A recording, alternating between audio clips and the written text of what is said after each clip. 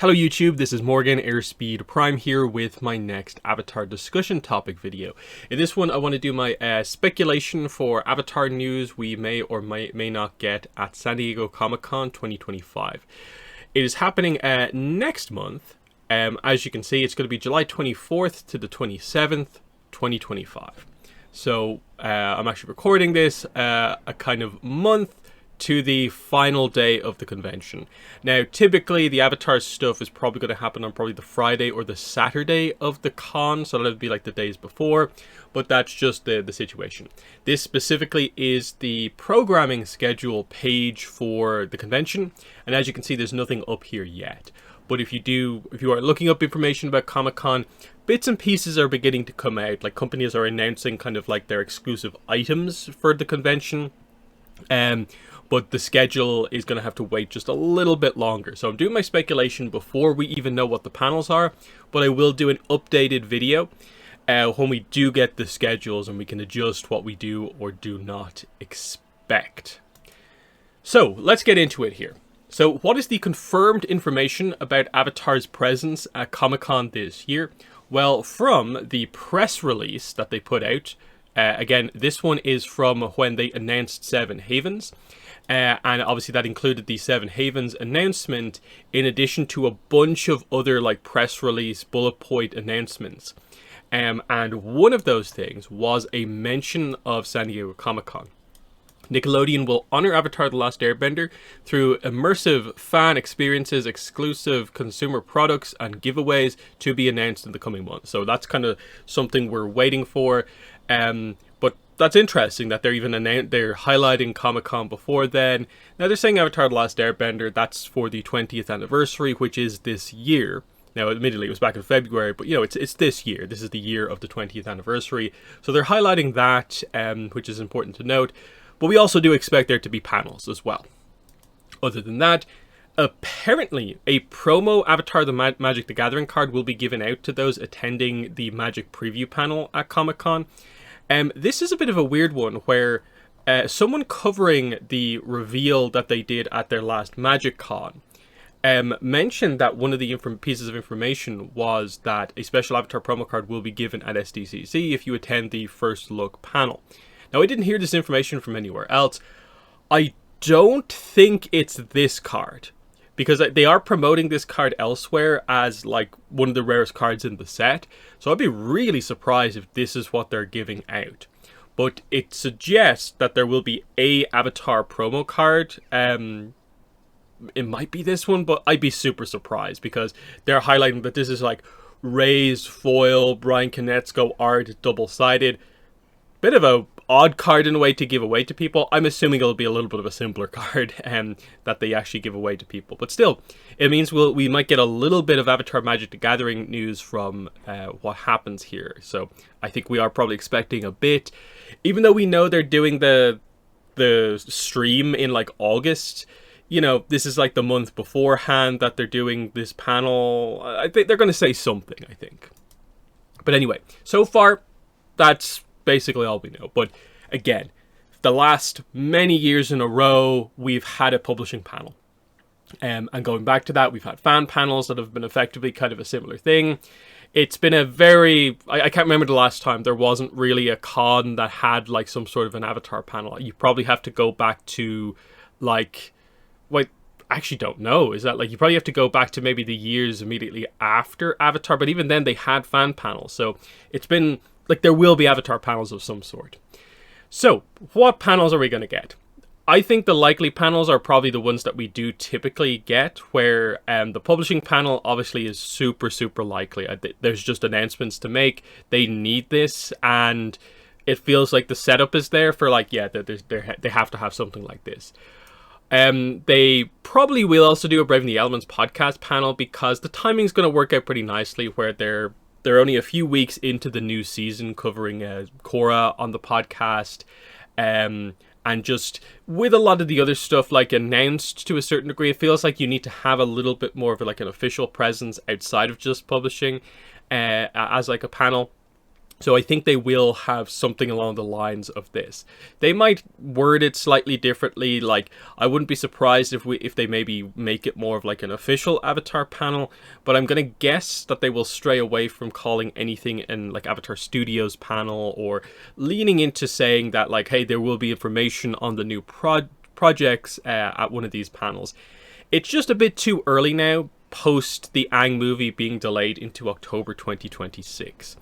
I still feel there's maybe a chance, as we'll get into in just a second, but for some information, but I don't think we're going to get a full-on big panel. That would surprise me if that was to happen. And then again, because of this, maybe keep some attention on the Magic the Gathering panel, where they're doing previews, because there might be Avatar stuff there as well. And kind of the same goes for like other merchandise stuff. Like if Jazzwares have a presence at the con, there might be Avatar Jazzwares toyline stuff as well. But this is just Avatar specific panels that we'll have. In addition to, of course, like I say here, there'll be show floor stuff as well. There will be like booths and stuff like that on the floor as Nickelodeon push Avatar. That's exciting. Then we get into the news. What are we expecting? So I'll start off with Avatar Studios, and then we'll build up to the publishing stuff. So realistically, I don't expect anything for Avatar Studios at the panel, at the con, basically. I think there's maybe a slight chance, just because the movie and series are both officially announced at this point, and this is the first con that we go into with both of them like properly announced, where we have the title and logo for the movie, we have a more concrete date. And Seven Havens was officially announced through the press release I just showed you a minute ago. And from other information, we seem to suggest that it's like 2027. There is a chance, like, because of historically they have announced stuff early at panels before for Avatar, maybe there's a little bit of something. Again, the idea is that the projects are not weird secrets anymore, where they're kind of half announced. They're fully out there. And that needs to be acknowledged. I feel they could give Janet and Dante from the Braving the Elements podcast some piece of information, maybe an image, a teaser image to show off, as a teaser, of course, but not particularly confident. I'm not going into this convention expecting Avatar Studios to really be a focus, but I'm also kind of like, it even though it's early, it's weird that you maybe have official panels and don't acknowledge the fact that this new stuff is incoming. So, an interesting one. Now, non-publishing information. So the big one, of course, is that the Book to Earth soundtrack is going to be coming out basically during San Diego Comic-Con, because the release date is July 25th, which, as we discussed before, is right in the middle of the dates of the convention. So this is a release that's happening that week. This is the cover. This is what you're looking for, of course. The thing is, so far, like, with the information we have right now, it's digital release. There's no real mention of the physical release, but they are doing a vinyl release, and there might be a CD release as well. I don't know what's going to be happening there. This is perhaps where when maybe Nickelodeon announce what they're doing with regards to the, what did they say, exclusive consumer products. Maybe there's something happening here, special editions of this, signed copies of this, that sort of idea. But yeah, I'm guessing we will have most of the relevant information on this prior to San Diego Comic-Con in terms of like a track list and stuff like that ahead of the big digital release. But yeah, it is a notable release that ties into the con. It's certainly a big Avatar product for the 20th anniversary to really highlight kind of what's happening here. And especially if we're maybe thinking about a Braving the Elements panel, that's a big piece of news you can talk about there. Is if they have Jeremy Zuckerman there, that would be kind of cool. But either way, this is something you can more directly talk about, which is cool. Then, like I said before, the Jazzwares toy line is, I think, scheduled at this point for fall 2025, so this year. Pushed a little bit back from, I think we were more expecting summer. But again, we've still only seen like early looks at it at toy fairs. So like none of this stuff has gone up for pre-order yet as far as I've seen. So we don't know the full lineup of exactly what we're getting and all that sort of stuff. So, you know, maybe some of this stuff will get detailed here at the convention in some sort of a way. But in terms of, you know, that they're going to be giving away stuff or teasing stuff, that this is definitely something that a big deal might be made out of, because I think they do really want to push the toy line for the franchise, because it's something that hasn't maybe super worked out super well in the past for the franchise, and they're really committing to it here with this, because they're going to have movie toys in this toy line. I'm guessing Seven Havens toys in this toy line. They're going all out with it, so they need to make a big deal out of it. Also from the anniversary press release, they need to properly announce and tease the Chibi Minis stuff that's coming to the official YouTube channels. Again, I'll get this up in the official press release, just so we know what we're talking about here. It's up here. So yeah, content. Highlights of the anniversary are content on YouTube. Coming to this is the Avatar The Last Airbender channel, not the Avatar Legends YouTube channel, just so we're aware here. Avatar Chibi Minis, there's going to be 10 episodes of this, and these are 2D animated Chibi-style stories that are based on classic scenes from Avatar The Last Airbender and humorous spin-off comics. Not really sure exactly what we're getting here, but they say it's 2D animated stuff, and there's going to be 10 episodes of it on the YouTube for free. And apparently, this is all meant to be for the anniversary, which is only this year, up to basically February next year, when the anniversary technically ends.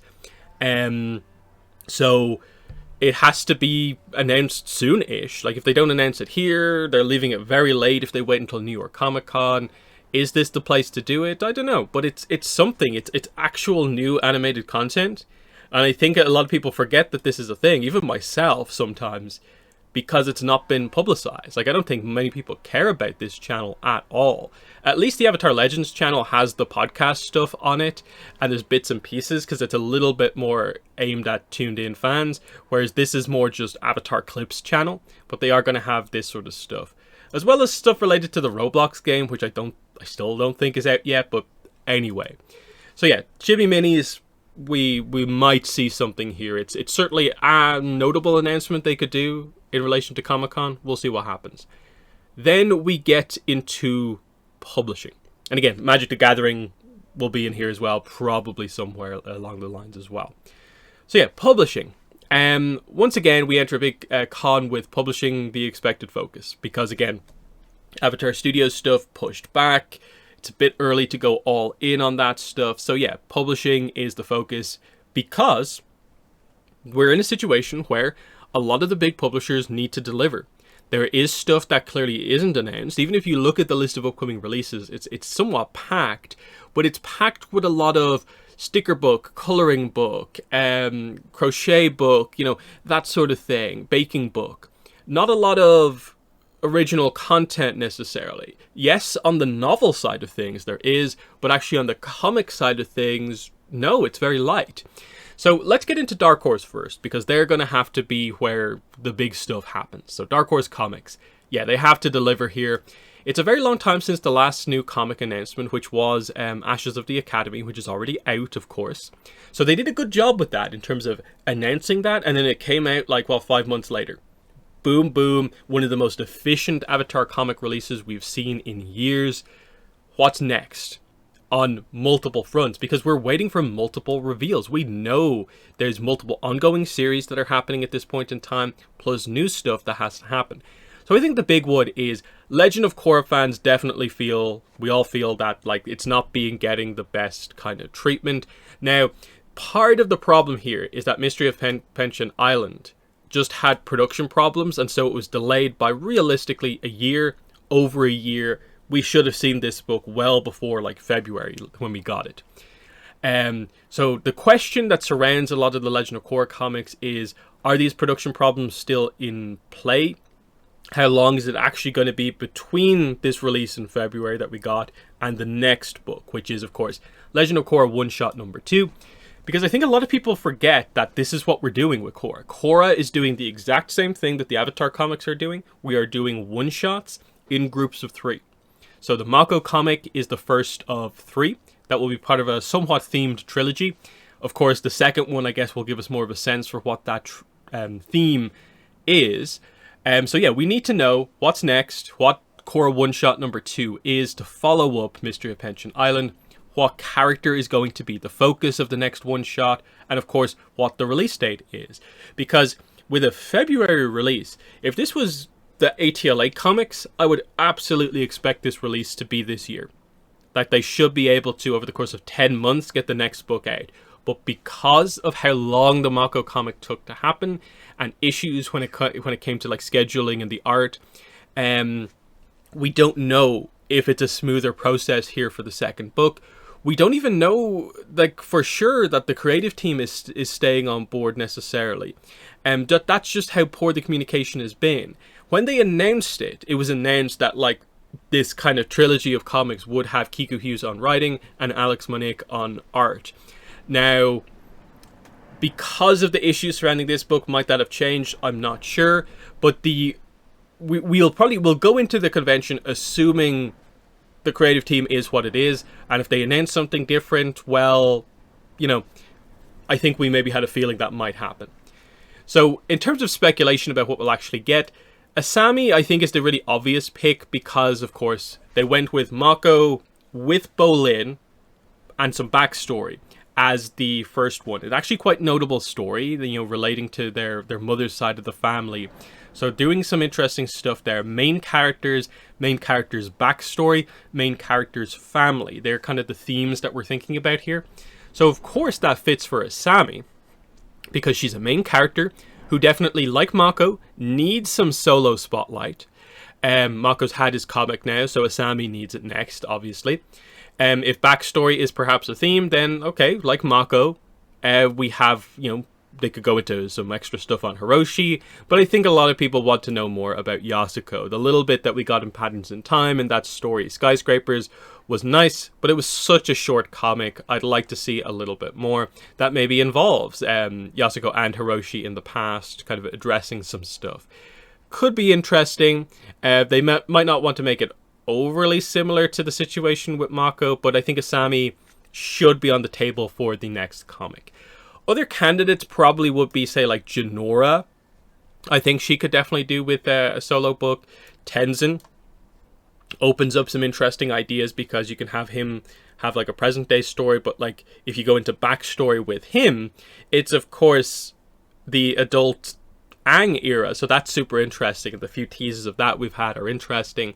Characters like Kai, Opal, I think actually Lin and Su Yin could be on the table, because again, backstory stuff can relate to these characters as well. They're connected to a whole grouping of characters that like could be interesting with the Bei Fong family. But realistically with Korra, we've only had one-shot comic.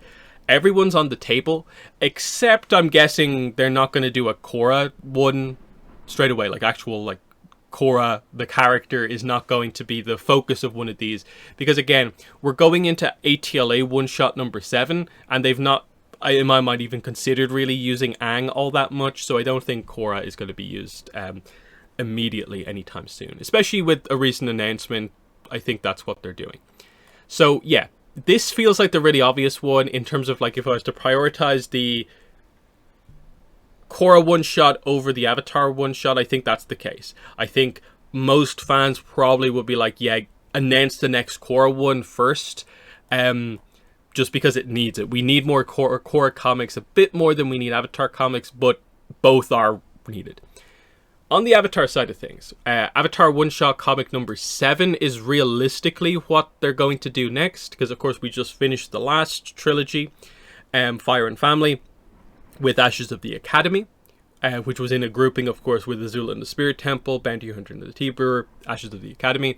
So we're moving on to basically Avatar one-shot trilogy number 3. Now this is not directly confirmed, but we assume they're not switching up the format anything in particular. But this makes sense. It should be the same creative team, Faith Erin Hicks and Peter Wortman, and we'll see what happens here. They're usually pretty rapid fire. It's a pretty consistent release for these books. So this seems like a pretty locked in comic announcement. And again, remember, these books all came out in like February, then the next one was in March. So it's been a while already. And then by the time we get to like the end of the year where realistically they'd be announcing books for, we're thinking this is probably for either end of this year or the early months of next year when they're announcing these books for. So, it will be a new theme or idea to connect the 3 books. So quickly to go over that again, the first 3 Avatar one-shot trilogies was basically the female members of Team Avatar, because they did Katara, Toph, and Suki.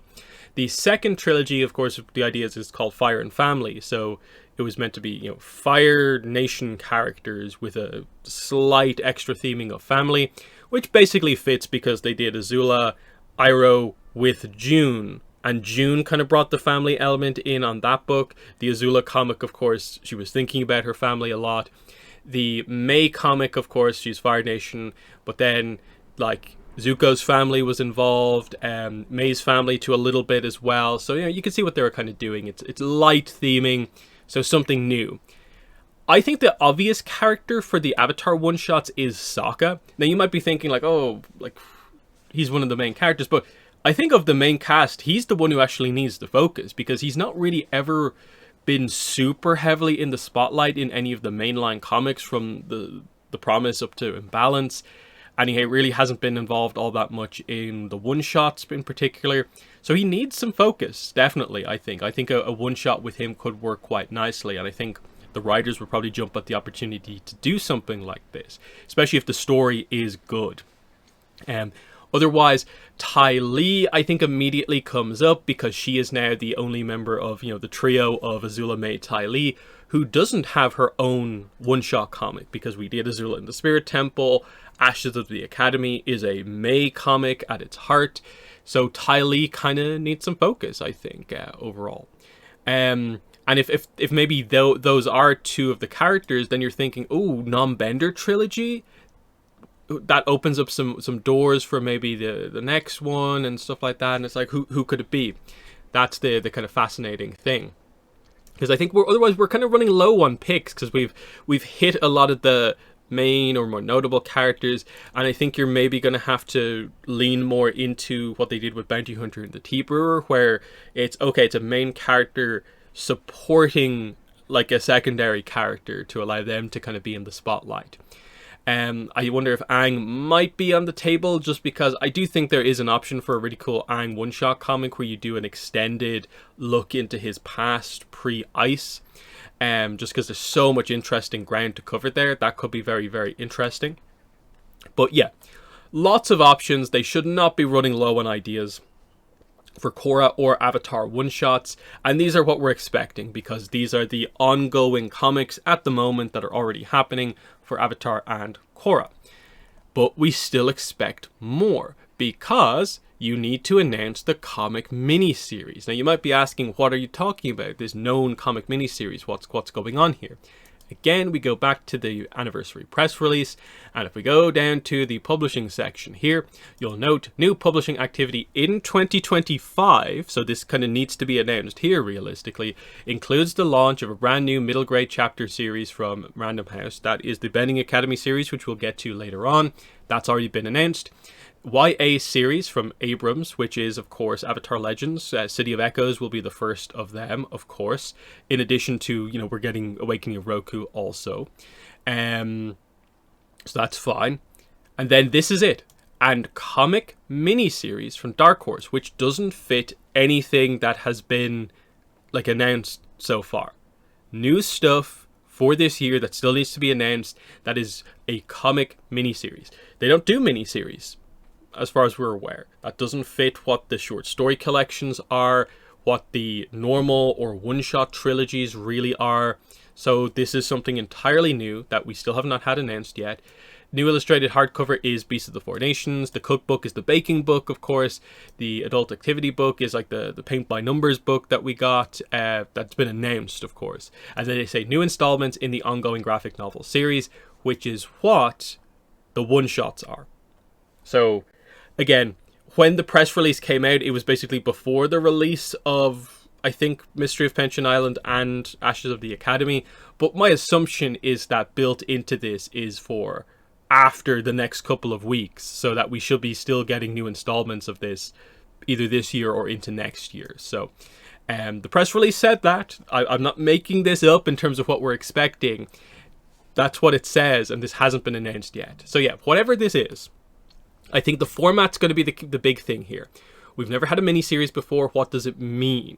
Because every book has either been a free comic book day book, a short story collection, or it is a 72-page comic that is ultimately part of a set of 3.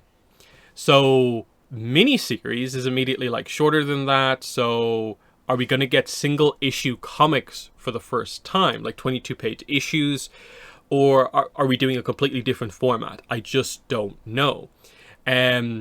Might this be a weird way of referring to it being some sort of a short story collection style thing that's maybe done slightly differently, where maybe it does have a unique kind of page count compared to other releases?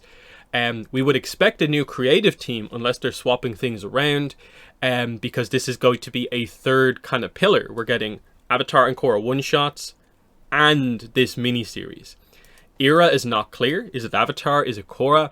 Might we finally get comics that jump over to the other eras, like Kyoshi era, which I think people are begging for, and other stuff? There's so many options you can do here if Dark Horse have the ability to go beyond the obvious stuff.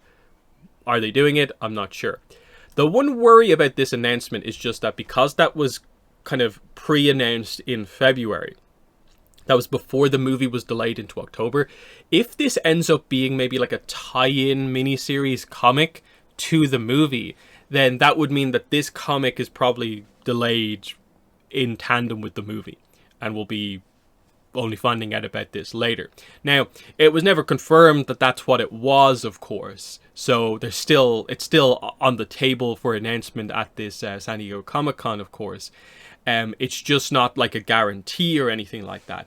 And the same goes for like a lot of this stuff, is that I don't think they're just going to dump everything out at San Diego Comic-Con. Some of this stuff will be held back for New York Comic-Con in October, because I don't think they want to announce everything here and then have nothing to talk about at New York. So this, even if we don't hear about it, it's still open for October. But the context of the press release here is that it's publishing in 2025. So this should start in 2025. If it is single issues, the first issue should be out at some point this year. Probably a November or December release for that first issue. And then if it's done like that, it'll be monthly comic releases, which is exciting. So that's that. So that's definitely a big thing to look out for, is that like we're not just expecting the next in the obvious, almost like boring series with the one-shots. There's something entirely new that they're working on as well. Then we talk about Beast of the Four Nations. Again, it's out in September. This is basically their one opportunity at one of these conventions to actually talk about this book pre-release, but also post-re-announcement. I wonder, will they talk about the fact that it was cancelled and re-announced and it was just missing for a couple of years? Definitely they'll show off, I'm guessing, at least the existing preview pages. We might see a little bit more of it. I'm assuming they're going to want to really promote this book because it is a big new hardcover, the first one in years. But at the same time, this book is in the situation where it's had most of its main marketing points, and we're just waiting to get this book in hand. It needs to be released, and I think they'll do the required thing of just at least mentioning it at the panel and kind of moving on from it in that way. So just worth mentioning, though, that the timing works out nicely for, like, yeah, they'll do a preview of sorts for this, I guess, at the panel. We'll see exactly how far they go. Beyond that, we're getting much more speculative here than the actual kind of awaiting announcement stuff.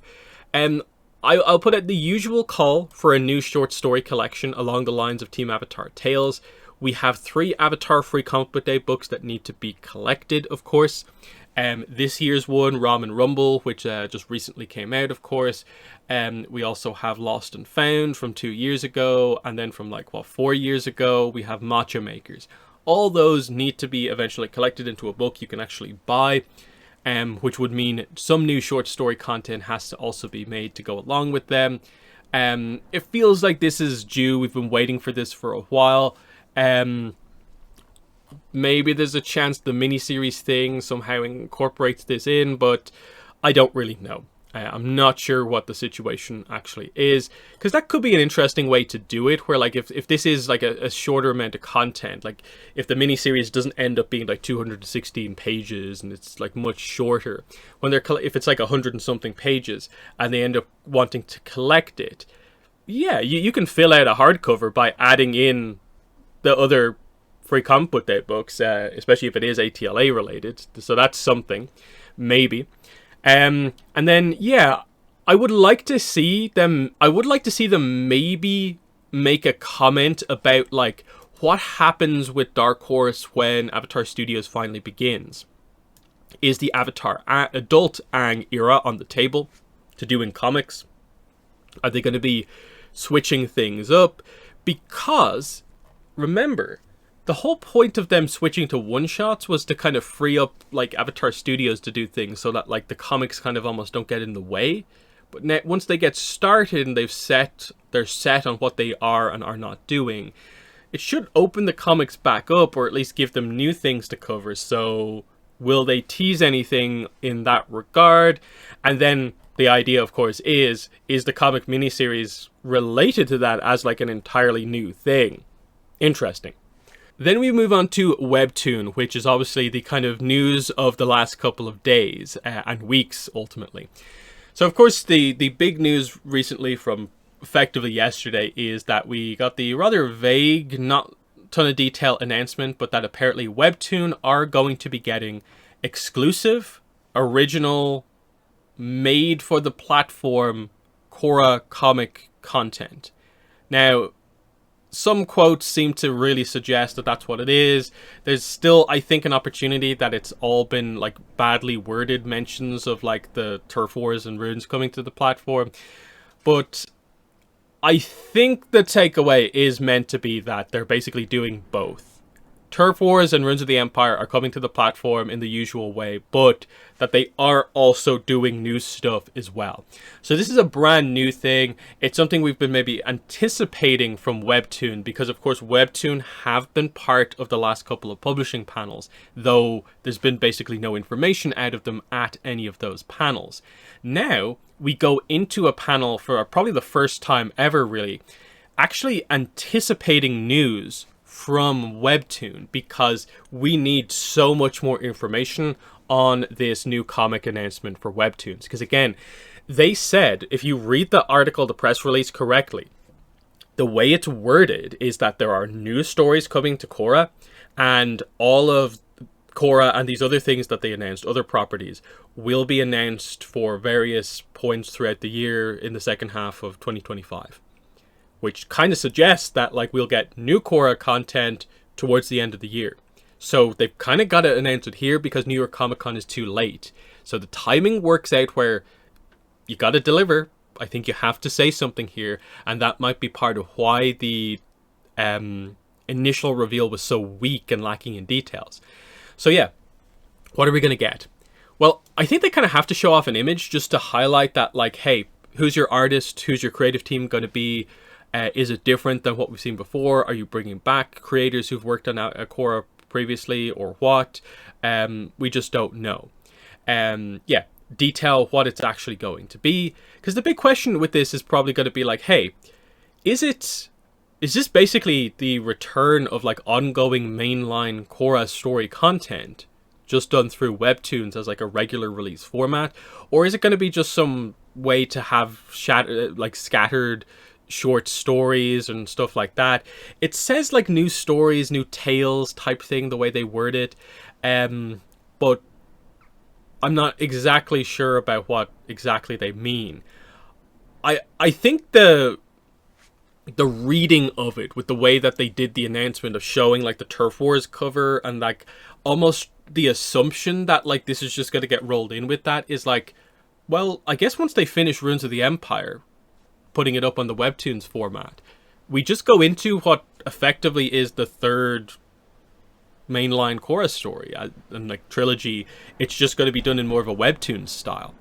Now, of course, this is part of like this collaboration that Webtoons have with Dark Horse, where like they have to have this working relationship for this all to happen, where Dark Horse don't really have a digital platform themselves anymore.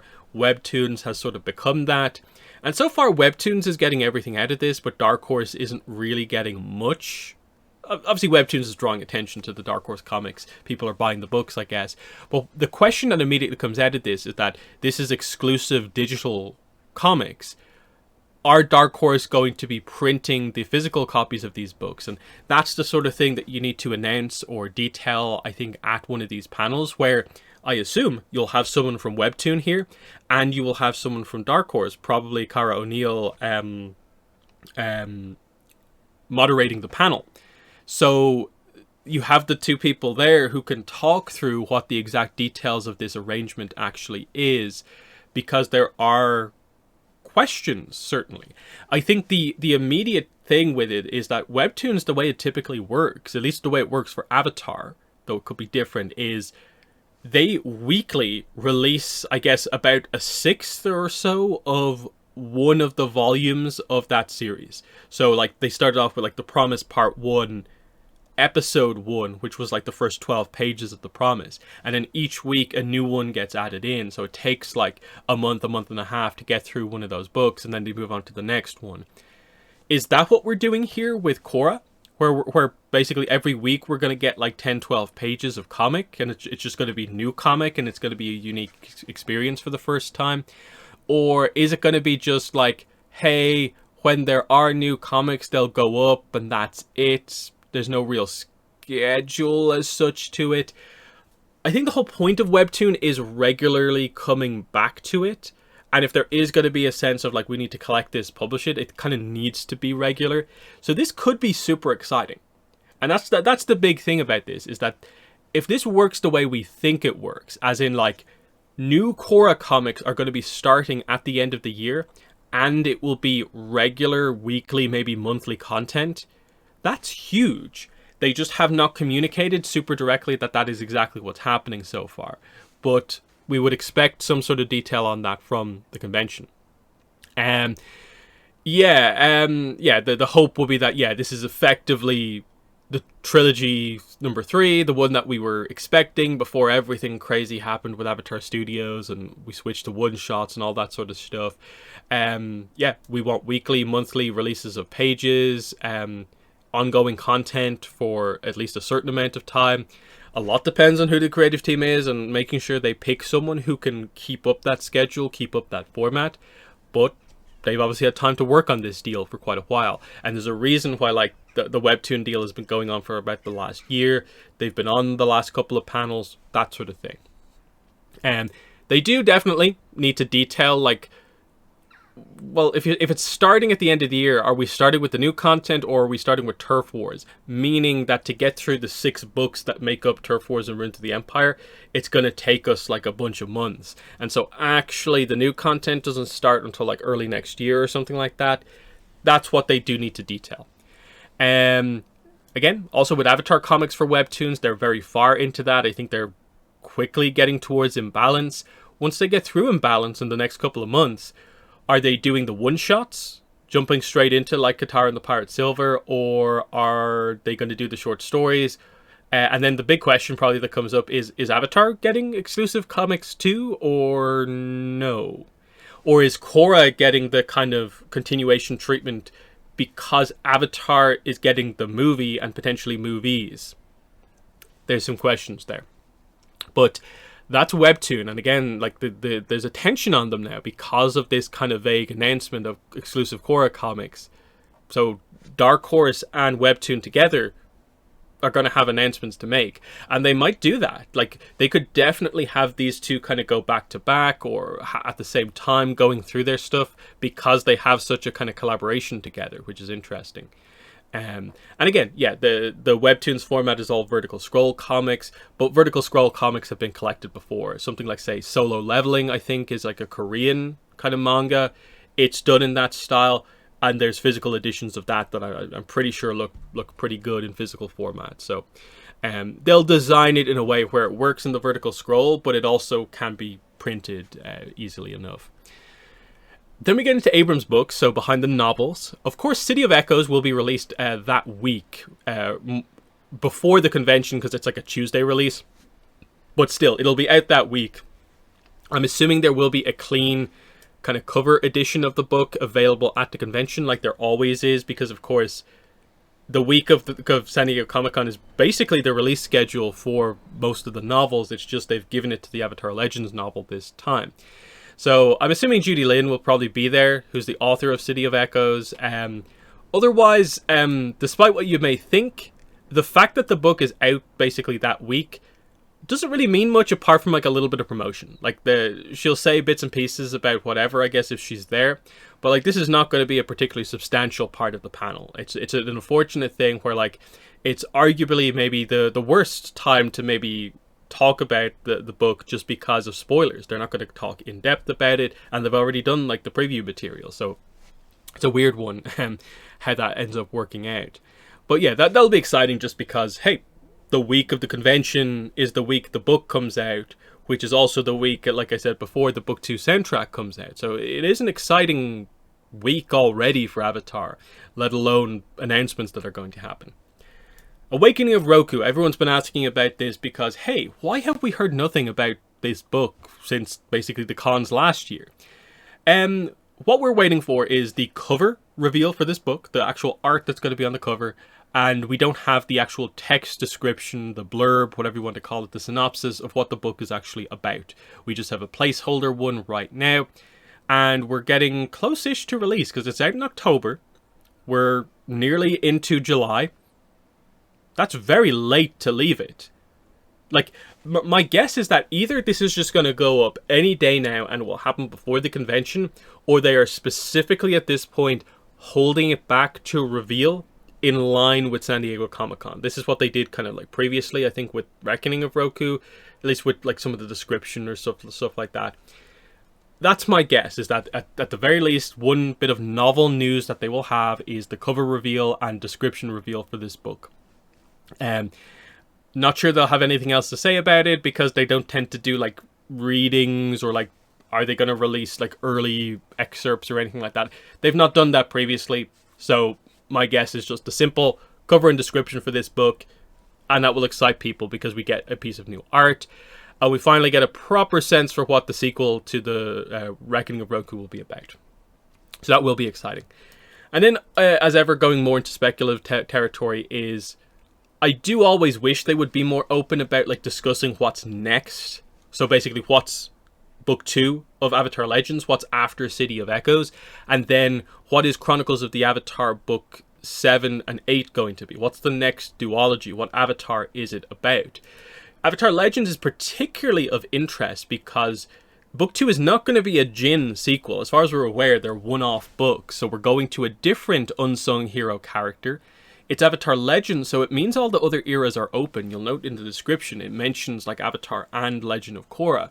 So if that's to be true, I would guess Book 2 maybe switches over to the Korra era. So what unsung hero of the Korra era might Book 2 be about, or whatever? I think it would also be cool if they went for one of the other eras that's not Aang or Korra. Princess Zaysan would be, I think, a really good character to do for one of these books. That would be super, super exciting. And yeah, are the other eras on the table? That's what I would like detailed from Abrams if they happen to have someone who's maybe a little bit more high up there to talk about this. Because the whole Avatar Legends thing, which is beginning to properly become big with this and the Bending Academy series, which we'll talk about in a minute, I'd like to see the publishers discuss like what that really means and what they are and are not able to do. But that's the sort of stuff that doesn't tend to happen at these conventions. If there is an ability to ask a question, that's kind of what like I'd probably be asking them is, you know, asking Dark Horse about like, hey, can you do Avatar Legends stuff or what? With Chronicles, it does feel very obvious at this stage that the next books after Awakening of Roku is going to be Karuk. Just because it's very clear what the pattern kind of is. They're doing an avatar of each element, and they're filling out the 4 directly before Aang, which leaves Karuk next. Some people might say like, oh, but Karuk already got his backstory in Shadow of Kyoshi. And it's like, he got his kind of like adult backstory in terms of like answering the really obvious question when he's an adult, why he's not an active avatar. But they really kind of skimmed past his early years, which is what these books are about. We do actually have direct confirmation that that's what these books are about. It's about the early days of these avatars. So we're not going to ever really get a Chronicles of the Avatar novel where the character is an adult. So it's going to be teenage Karuk with, I guess, forming his team Avatar. And we'll get the stuff that they vaguely covered at the start of the Karuk backstory from Shadow of Kyoshi, but filled out a little bit more. So, you know, the full scene of him meeting, Heiran, Jeonju, Kelsong, those characters, Karuk's companions, his team Avatar. That's the interesting kind of like aspect of this. But anyway, my guess is just that in terms of like what's next, they will wait for New York Comic Con to kind of spread out the information. So my guess again is that I think Abrams will probably lean on this and the release of City of Echoes, and probably Abrams at New York Comic Con will be more in the mood to talk about what's next, because they'll have to be announcing 2 novels for next year. Which I assume that the release cadence probably will remain the same. They'll go for July and October.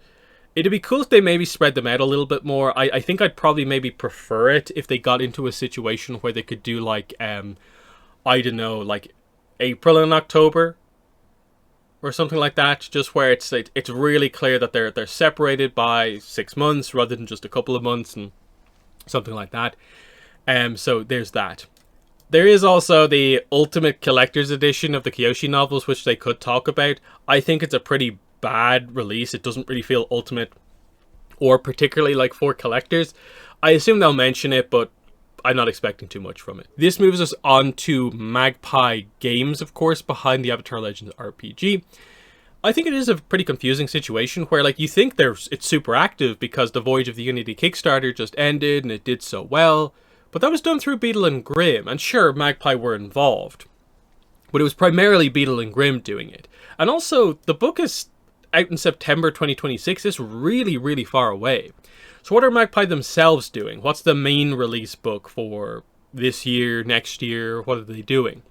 Or are they just going, well, hey, you're getting Voyage of the Unity, that's it. What about the Spirit World book? They've continued like to do the bare minimum in terms of getting across that it's still being worked on. This book is still happening, but when will it be properly announced? It would be a nice panel to, I think, make a big announcement like this, because I think there is anticipation behind this book in terms of like, yeah, I want background lore on spirits and details and how to cover them, but we'll have to wait and see what happens. The other thing with Magpie is, maybe, I've been asking this for a while now, how will things change for them once Avatar Studios properly begins? Is the adult Aang era something that they want to cover in a book, an expansion book? Are other eras on the table, like Yang Chen or Wan's era, just to completely flesh out the story as much as they can, the legend stuff with the eras? So there's that. So Magpie are in a weird situation where either they're going to say stuff, or I guess they're basically not really going to have a presence at this panel. There's no real in between, I think, with regards to what's happening. And then we go into the other publishers, which I'm just going to group together. This is basically Penguin Random House plus others. This is what I think in the panel description is basically going to be Nickelodeon kind of publishing. So yeah, most notable in this category is our third novel for the year, which is Bending Academy #1 for Fire, Light It Up. So this book here. This is a kid's kind of middle grade novel. It's going to have some level of art in it, but it is a novel at its core, just more of a kid's novel. It's definitely flown under the radar because it was up as a listing for a really long time without the cover being there.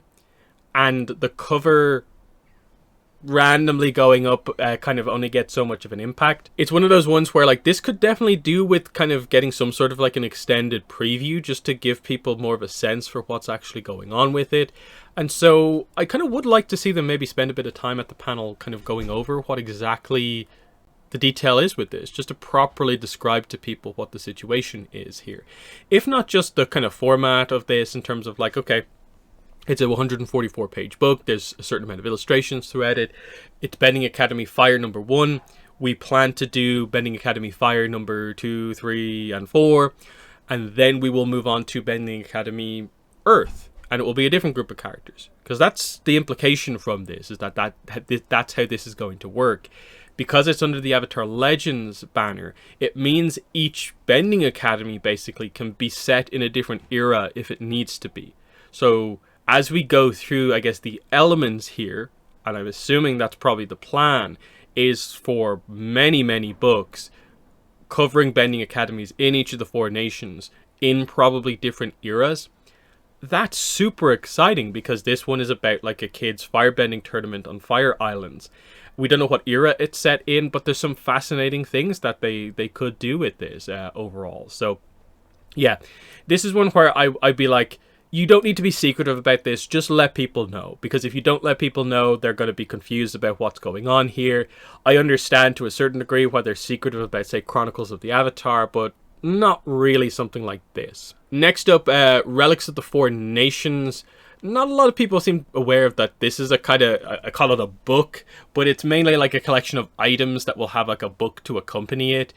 It might be a little early to talk about it here, but at the same time, probably is the time to really mention what this is, show off maybe a little bit of something about what's actually in it.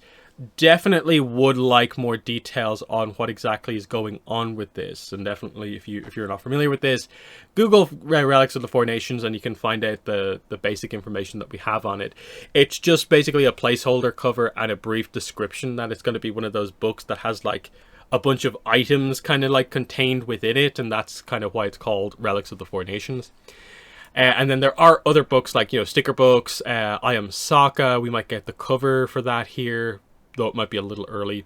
Coloring, painting books, also to cover. But this is the sort of stuff that they're not going to put a ton of attention into, just because they will actually have some amount of announcements to kind of go through here. So that's pretty much everything here. So like I said, we've covered a lot of ground here.